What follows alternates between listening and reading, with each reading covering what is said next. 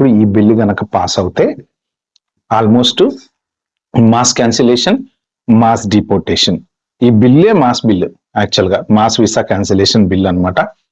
కాబట్టి ఏంటంటే దీనికి ఆల్రెడీ ఒక 300 మంది యాక్టివిస్టులు వాళ్ళు వీళ్ళు ఉంటారు కదా, ఎన్జిఓస్, వాళ్ళంతా లేదు లేదు ఈ బిల్ ఇట్లాంటి పాస్ అవ్వడానికి లేదు, దీనివల్ల విజిట్ వీసా వాళ్ళు నష్టపోతారు, ఈ కంట్రీకి ఎవరు రారు. ఈ జనరల్ గా ప్రతి మంచికి ఒక చెడు అనేది ఆబ్వియస్గా ఉంటుంది, ప్రతి చెడుకి ఒక మంచి అనేది ఆబ్వియస్గా ఉంటుంది. అట్లా సేమ్ టైం ప్రతి గవర్నమెంట్ ఏదైనా చేద్దాం అనుకుంటే అపోజిషన్ వాళ్ళు డెఫినెట్ గా అగైనెస్ట్ అవుతారు.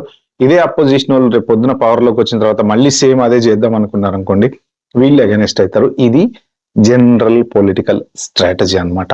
But what ever it is, కెనడాలో ఈ బిల్లు కనుక పాస్ అవుతే చాలా కష్టము, చాలా మంది డిపోర్ట్ అయ్యి వెనక్కి వెళ్ళే ఛాన్స్ అయితే ఉంది. బట్ ఎవరైనా సరే కెనడాలో ఉండే వాళ్ళు జాగ్రత్తగా ఉండండి.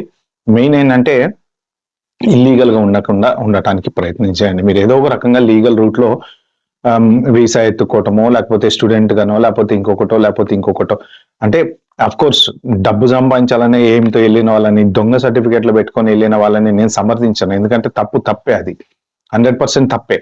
కాకపోతే దీంట్లో భాగస్వాములు ఎవరు? ఏజెంట్లు కూడా భాగస్వాములే. మరి గవర్నమెంట్ వాళ్ళని పట్టుకుంటే వీళ్ళు వెళ్ళే వాళ్ళు కాదు కదా. సో ఏజెంట్లు ఏంటంటే ఎవరికి ఇవ్వాల్సిన లంచాలు వాళ్ళకి ఇచ్చేసి వాళ్ళ పబ్బం గడుపుకుంటారు, వాళ్ళు లక్షలు సంపాదించుకుంటుంటారు, వాళ్ళు మంచిగానే ఉంటారు. ఎండ్ ఆఫ్ ద డే బలయ్యేది ఎవడయ్యా అంటే ఈ స్టూడెంట్, వాళ్ళని నమ్ముకొని వెళ్ళి డంకి రూట్ లో వెళ్ళినోడు, ఇట్లాంటి వాళ్ళు